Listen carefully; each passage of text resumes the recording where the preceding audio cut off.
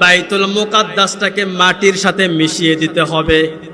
আর সেই বাইতুল মুকাদ্দাসের উপরে বিশাল বড় একটা মন্দির তৈরি করতে হবে। আর সেই মন্দিরের মধ্যে 500 কেজির একটা স্বর্ণ দিয়ে বিশাল বড় একটা প্রদীপ বানাতে হবে।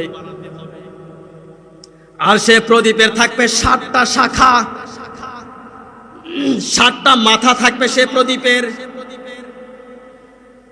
আর সে প্রদীপটা তৈরি হবে প্রায় 2 মিটার লম্বা। আর এই 500 কেজির যে প্রদীপটা বানানো হবে এরই মধ্যে 45 কেজি থাকবে 24 ক্যারেটের স্বর্ণ, বাকিটা থাকবে পিতল। তালমুদ নামক গ্রন্থ যখন তারা খুলে 2য় নাম্বার বৈশিষ্ট্য যখন তারা দেখতে পেল, 1ম নাম্বার যে বৈশিষ্ট্য তারা পেয়েছিল রাষ্ট্র গঠন করতে হবে, তারা কিন্তু ইসরায়েল রাষ্ট্র গঠন করে ফেলেছে। এখন 2য় বৈশিষ্ট্যটাকে কিভাবে বাস্তবায়ন করা যায় এটার জন্য তারা মাঠে নেমে পড়ল। আপনি এখন বিশ্বের দিকে তাকায় দেখেন তো, 2 মিটার লম্বা একটা প্রদীপ যদি তাদেরকে বানাতে হয়, 24 ক্যারেটের স্বর্ণ দিয়ে 45 কেজি ওজন, শুধুমাত্র 45 কেজি স্বর্ণ থাকবে ওই প্রদীপের মধ্যে। এত বিশাল বড় একটা জিনিস যদি তারা বানাইতে চায়, সর্বপ্রথম বিশ্বের সব স্বর্ণগুলো তাদেরকে জব্দ করতে হবে।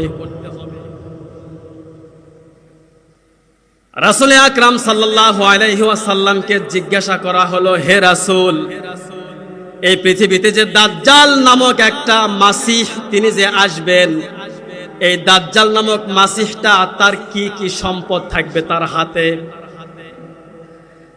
রাসূল আকরাম সাল্লাল্লাহু আলাইহি ওয়াসাল্লাম তাদেরকে জানালেন, শোনো, এই পৃথিবীতে যত প্রকারের সম্পদ আছে, এই পৃথিবীতে যত সম্পদ আছে, সব সম্পদগুলো দাজ্জালের হাতে জব্দ হয়ে যাবে। রাসূল আকরাম সাল্লাল্লাহু আলাইহি ওয়াসাল্লাম তাদেরকে বললেন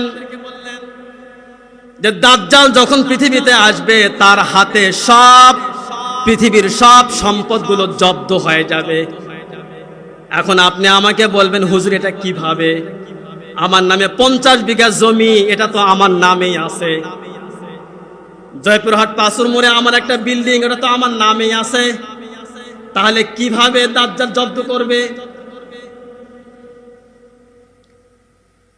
রাসূলের হাদিসকে যদি আপনি ব্যাখ্যা বিশ্লেষণ করেন তাহলে অবশ্যই আপনার মেধার মধ্যে ধরা পড়ে যাবে।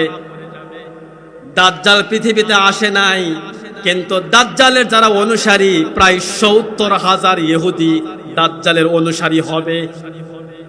আর এই 70,000 অনুসারী কিন্তু অলরেডি দাজ্জালকে পৃথিবীতে নিয়ে আসার জন্য সব প্ল্যান, পরিকল্পনা, ষড়যন্ত্র তাদের সব কিছু করা শেষ। এখন দাজ্জাল আসবে।